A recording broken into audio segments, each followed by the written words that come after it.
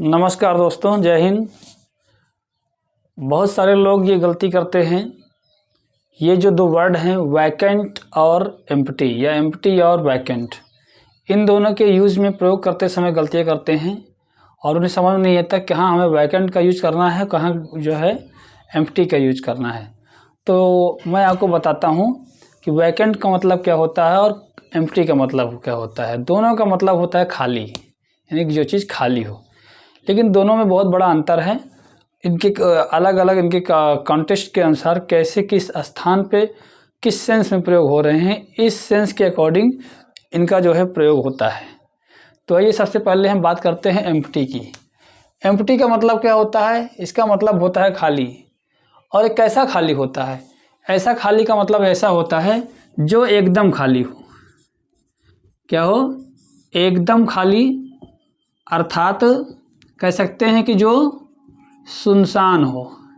इसका मतलब होता है एकदम खाली या सुनसान, जिसमें कोई कुछ हो ही नहीं, कोई ऑब्जेक्ट, कोई वस्तु जो उसमें होनी चाहिए थी वो एकदम से नहीं है, वहाँ पे कुछ नहीं है। तो इसका मतलब होता है ऐसी स्थिति में क्या करते हैं, एम्प्टी का प्रयोग किया जाता है। जैसे कि क्या होता है, जैसे कि पानी का बॉटल हो गया। जैसे बॉटल खाली है, बकेट खाली है, आपका स्टमक खाली है। अब यहाँ पे क्या हुआ, बॉटल खाली है मतलब उसमें पानी नहीं है, बकेट खाली है मतलब उसमें जो लिक्विड है, पानी था जो भी है वो नहीं है, वो एकदम से खाली है। जो एकदम उसमें जगह में जो जगह पे जो होना चाहिए था वो एकदम खाली है, उसमें कुछ है ही नहीं। स्टमक खाली है, पेट खाली है मतलब पेट में भूख लगी है, पेट में कुछ है नहीं, कुछ डाला नहीं हमने, जो डालना चाहिए था, पेट खाली हो गया है। ठीक है। अब देखिए अगली बात क्या होता है वैकेंट की। वैकेंट माने भी खाली होता है, वैकेंट माने भी खाली होता है। लेकिन ये क्या होता है, वैकेंट मतलब क्या होता है? वैकेंट का मतलब होता है कि प्रयोग खाली लेकिन प्रयोग के लिए उपलब्ध, यानी कि प्रयोग के लिए उपलब्ध, अवेलेबल फॉर यूज। अर्थात वो ऐसा खाली जो क्या है, जो उपलब्ध है, क्या कहते हैं, यूज के लिए, जिसको मतलब जो खाली है अब उसको यूज किया जा सकता है। इसका अर्थ कहाँ होता है, इसका प्रयोग क्या किया जाता है? इसका प्रयोग किसी पोजीशन के लिए किया जा सकता है, सीट के लिए किया जा सकता है, पोस्ट के लिए किया जाता है। तो ऐसी स्थिति में वैकेंट का यूज किया जाता है, अर्थात जो खाली है और वो उपलब्ध है, यानी कि वो उपलब्ध है, फिर से यूज करने के लिए कोई उसको यूज कर सकता है। ऐसी स्थिति में वैकेंट का यूज किया जाता है। एक एग्जांपल मैं आपको बता दे रहा हूँ, एक एग्जांपल आपको मैं बता दे रहा हूँ कि जैसे आपने कहा the room is empty,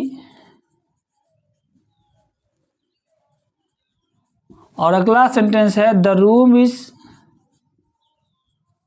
vacant. अब इसी स्थिति से आप जो है समझ लीजिए कि दोनों में सेंस क्या होगा। यही मैं आपको समझा देता हूँ कि एम्प्टी और वैकेंट में कंडीशन दोनों में क्या है, दोनों में शर्तें क्या हैं कि इनको कहाँ यूज करना है, यहीं से स्पष्ट कर देता हूँ। जैसे अगर बोला गया कि the room is empty, the room is empty मतलब कमरा खाली है, और द रूम इज वैकेंट मतलब कमरा खाली है, लेकिन दोनों में बड़ा फ़र्क है। और फ़र्क क्या है, the room is empty, empty का मतलब क्या हुआ कि रूम खाली है मतलब उसमें कुछ नहीं है, वो एकदम सुनसान है, उसमें कुछ है नहीं।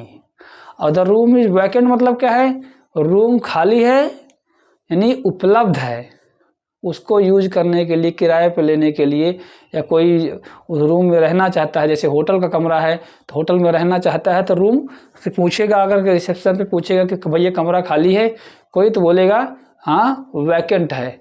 और वहाँ पे अगर कमरा खाली है पूछेगा तो वैकेंट पूछेगा, क्यों? क्योंकि यूज के लिए कोई कमरा ऐसा जो अभी यूज नहीं किया जा रहा, किसी ने उसको कमरे को लिया नहीं है, उसको हम यूज कर सकते हैं, तो ऐसी स्थिति में वो कमरा वैकेंट है।